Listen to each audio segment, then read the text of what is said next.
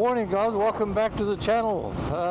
This morning we're on the 650 Bear. We find ourselves with a nice blue sky and a bit of sunshine around. It's still around 6 degrees, so not too cold, but we're all wrapped up, so that's fine. Yeah, we're just going to take the Bear out for a little ride today. We'll do a stop off, a little walk around somewhere, and then we'll have a little chat about the bike. This bike is the scrambler in the pack as such for the Royal Enfield. A 650 twin, the same motor as the Interceptor and the GT have got, same gearing, etc.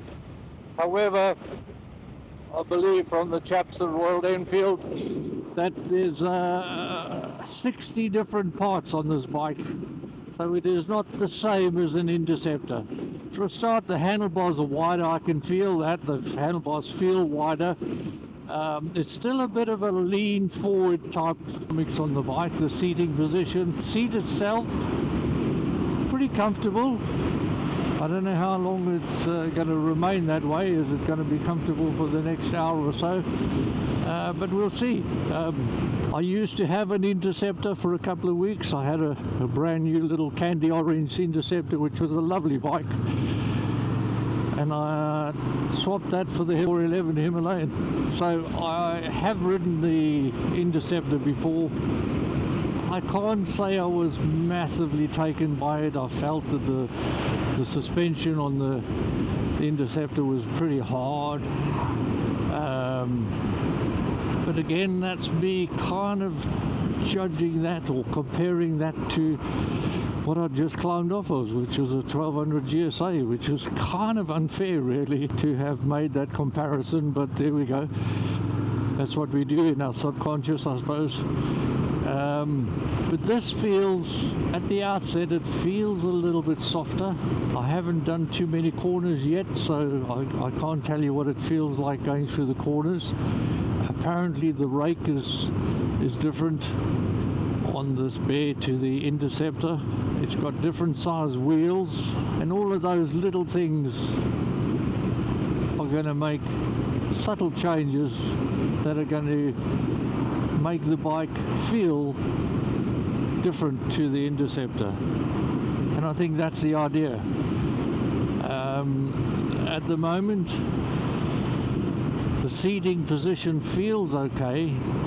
I don't feel like my legs are crunched up. I don't feel like my feet have been pushed away from the controls, the brake and the gear lever, like I think I remember they were on the Interceptor. I think they must have changed the foot peg position, but I still feel like I'm leaning forward a little bit too far for my liking. Anyway, it does sound amazing. The engine sounds absolutely cracking with that 650 2-into-1 exhaust, and well, let's see. We're in a 50 mile an hour zone. I've got to be careful, but oh god, up to 50 within no time. I hadn't even cranked that throttle open at all, and we were in fourth gear, so it has got plenty grunt, this bike, that's for sure. I'm going to try and aim towards a little dual carriageway somewhere, a little A road, so we can take it up to 70. But yeah, sitting in fourth gear, 50 mile an hour without a problem. The gearing is pretty smooth, the clutch is smooth. I believe it's got adjustable levers on here, which is a first for Royal Enfield, and the switchgear seems to be more than adequate. It's not plastic, it's shiny and black, but it's not plastic, it's alloy, powder coated alloy, which is very good. Right, here we go, we got a little bit of a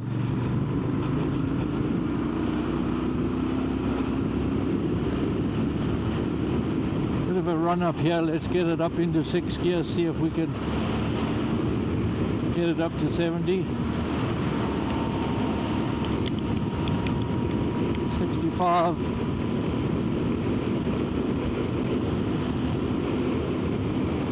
It is a naked, so I'm up to 70, but it definitely does feel it wants to blow me off the back of the bike.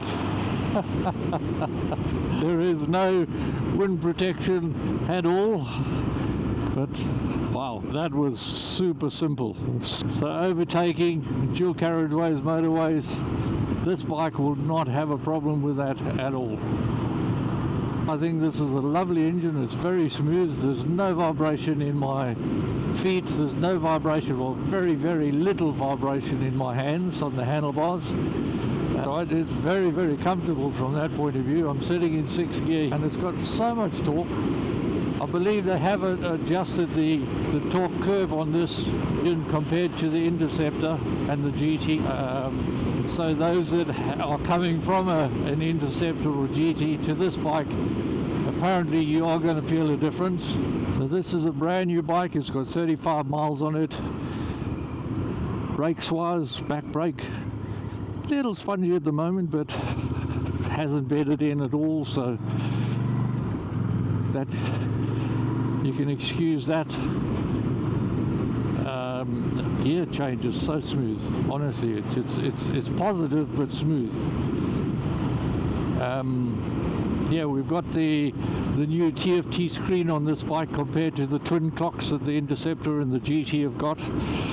Some are going to like that, some are not. But hey, this has got everything you need, all the information you need, all in one place. Some people would want it to have that retro feel, I suppose. I've just put my feet down. I'm flat-footed on it. I think they have changed the position of the foot pegs on this one compared to the Interceptor, because if I remember rightly, the foot pegs used to be right in the way of where your legs were going down to the floor, and this feels like they're a little either further back. This feels very, very nice. I am well impressed with this bike. Suspension wise, I'm just going over a few little ruts in the road, potholes and humps and bumps. The front end feels a lot softer than I remember it from the Interceptor. You can feel that you're going over an unsmooth surface, but it's not hard. You know what I mean? It's not jolting your elbows or anything. So it's very comfortable, very nice. Wing mirrors. Well, yeah, it's. I've just struggled to adjust these a little bit. But I always say that if the wing mirrors are not that good, if you're still finding that you're picking up an elbow when looking through the wing mirrors, you can always put extenders on them, or you can change them to aftermarket wing mirrors, which I've done on most of my bikes anyway, so that's not a major problem.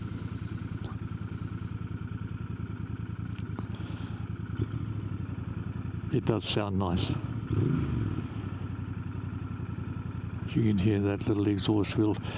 We'll do a little stop and a walk around in a minute, and I'll let you hear the exhaust. Sounds so nice. That is very, very nice. That is exactly what you'd want on a little 650 twin.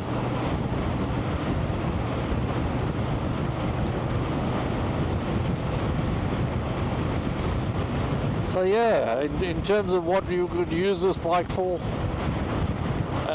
it could be the commuter bike that you're looking for, or that weekend bike, or yeah, whatever you need, to be honest. Tires that they got on here are a little bit chunkier than road tires. They are slightly off-road, and I'll let you see those in a minute. They've got a bit of a block pattern on them. But so far, and I mean with a bike with 37 miles on it, the tyres that are not scrubbed in, they do feel very comfortable. I'm not having a problem with those at all. Front brakes, oh god yes, quite a bite on the front brake.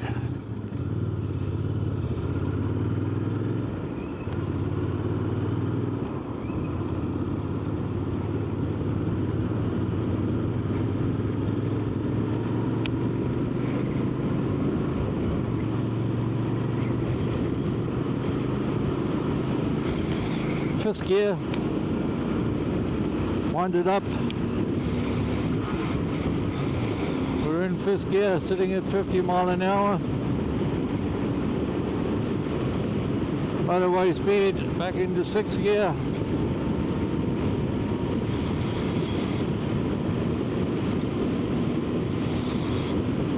Up to 70 within no time.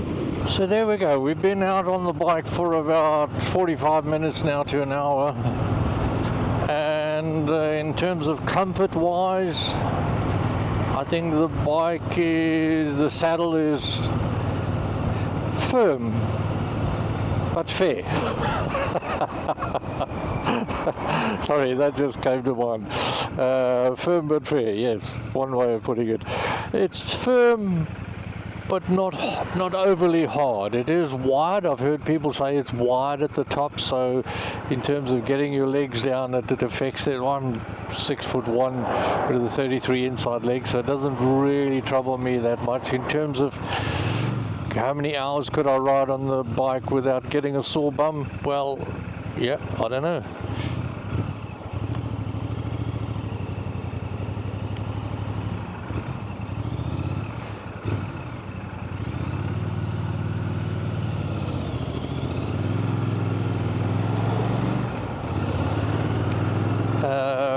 Yeah, like I say, we've been on the bike for about an hour now, and I can just feel it getting a little bit where it's in need of a coffee break. So you could probably do an hour and a half on the bike as it is in the stock saddle, which looks comfortable, but it probably looks a little bit more comfortable than it is.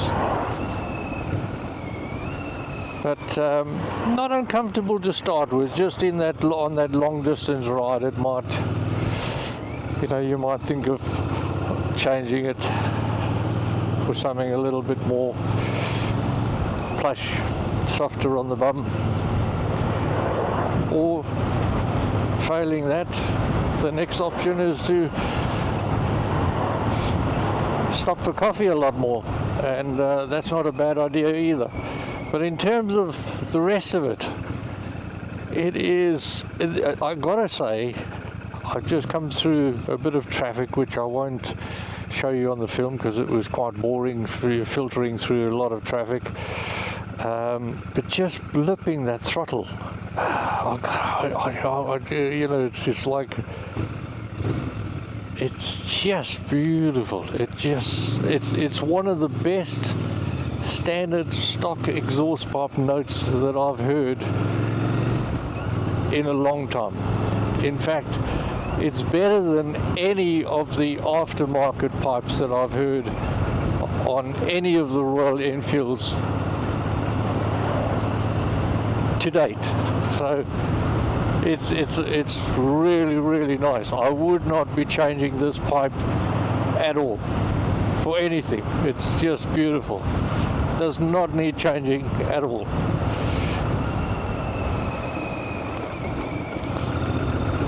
Didn't see that speed bump, but suspension, very good, very good. A lot better than the Interceptor suspension, that's for sure. So we're just coming back into Crowthorne here, but I'm going to go through the other side of Crowthorne because I know where there's a little place we can stop and do a little walk around on the bike. So let's aim towards that, and then we'll bring the bike back from there. And as I say, that's our quick turnaround ride out for now, as our first ride out on the 650 Twin Bear. And first impressions, very, very, very, very good. Love the bike. Not for me, for my needs, but it's a lovely bike. I think it is. I think the people that have Interceptors are going to enjoy this.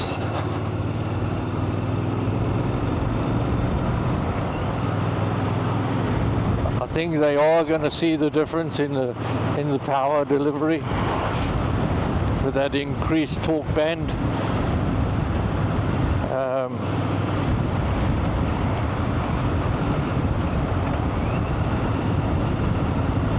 It's really, really nice, really nice. Thoroughly enjoying this. So yeah, I think the boys in the design department have got another winner here. Most definitely. Right, let's see if we can find a little quiet spot here. It's normally quieter in the week. It's Saturday afternoon now, so it could be busy.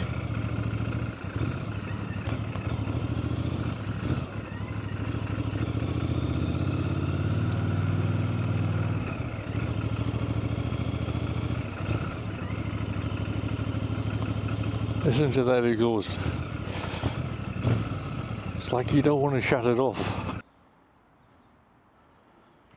So here guys, welcome back, and here we're going to do a little walk around on this new bike, the 650 Interceptor Bear, and we've just been for a little ride out on it, about 45 minutes to an hour, and I gotta say, this is a stunning little bike. Engine, power delivery, gearbox, clutch, throttle response, comfort on the seat. In terms of the seat, I'm sure you can see there, it looks plush, well it feels plush. It is soft to the touch, quite wide across there, but very comfortable. Very comfortable. LED lights all round. I'm not a big fan of this big round retro tail light, but I'm sure there'll be some aftermarket adjustments to that. I wish they'd done it they've done on the new Himalayan and the Gorilla, where they've got integrated tail lights, stop lights and indicators all in there, and did away with this altogether. But there we go. There's the little 2-in-1 exhaust pipe with a cat underneath the swing arm.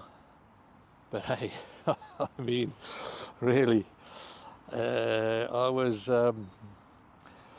really enjoying the sound of that bike, especially when I was doing that bit of filtering in the traffic. It is a stunning bike. It sounds amazing. 2-in-1 makes it completely different sound to the GT or the Interceptor. As we were saying earlier about the switchgear, this is alloy, not plastic, so it's good quality powder coated. Indicators, yeah, I think possibly better than what they've got on the Himalayan and the Gorilla. That's a good solid click, that, and you can feel that when you're riding. Here's the adjustable levers, which probably makes a bit of difference to people that need adjustment. Upside down shower forks on there, non-adjustable, but upside down forks on there. A good solid front brake, and I'm sure it's a good back brake, but a little spongy at the moment. But it's, as I say, it's only got 30 odd miles on the clock, and I'm sure those brake pads will bed in. Again, show a suspension on the back, adjustable. I'm sure that it won't be too long before people have some tail tidies adjusting, sorting this lot out at the back. I would anyway, just to make it a little bit different to the stock. Yeah, it's an oil air-cooled engine, the 650 motor, which is a brilliant motor. Very easy for servicing because you've got the oil filter on the front there. You don't have to get into the engine guards to do your oil change on that. What else is there? Oh yes, the TFT screen, which is new to this range, the 650 range. Slightly offset. As I said, some people would prefer to have the dual dials on there, the old retro dual dials. But I don't think that that's bad actually, that TFT screen, because it has all the information you need all in the one place. And I think when you're riding the bike, you don't want to be hunting for information across a couple of dials. Rev counter, speedo, fuel gauge, temperature, gears, everything is all in the one place. So it's a brilliant little TFT screen, and also interconnectable with your phone to be able to put your sat nav on there too. So you can't get that on the old retro dials. Nice little touch there with the Bear, which is a sticker under the lacquer spray. Again, very, very neatly done. The quality of the workmanship on the bikes these days. I mean, look at those welds. Look at the frame. This is not budget bike anymore. It's really, really quality, I think. Everything on that bike is way above what Royal Enfield used to deliver back in the early days as a bike made to a price. The price of these things, I think this is about 7 grand, just under 7 grand for this. There's 3 different colors, and I believe there's 5 different colors available, but I think we're only getting 3 at the moment in the UK. This is the grey one. The one I like is got that the teal frame, which I think is a striking color mix. Anyway, so I just thought I'd give you a quick little ride out on the bike this morning, seeing as we got a bit of sunshine and blue skies. We haven't seen that for ages, so I took advantage of us coming out today to come and have a look around at this new bike. And we will do a more in-depth head-to-head with this bike and the Interceptor, and then we will be able to assess the differences of having the same engine, pretty much the same frame, but all of the differences that are on this bike compared to the Interceptor, including the power delivery, that new torque band that they put in there. I'm going to leave it there, so thanks very much indeed again for joining us, and we look forward to seeing you on the next video. Talk to you soon, chaps. Thanks very much indeed for watching this video today. Hope you've enjoyed what we brought to you. And I'd also like to say a big thank you to Martin and Colin from Hatfields of Crowthorne, who kindly loaned me the bike for today. So we'll talk to you soon. See you on the next video. Thanks again. Cheers for now. Bye.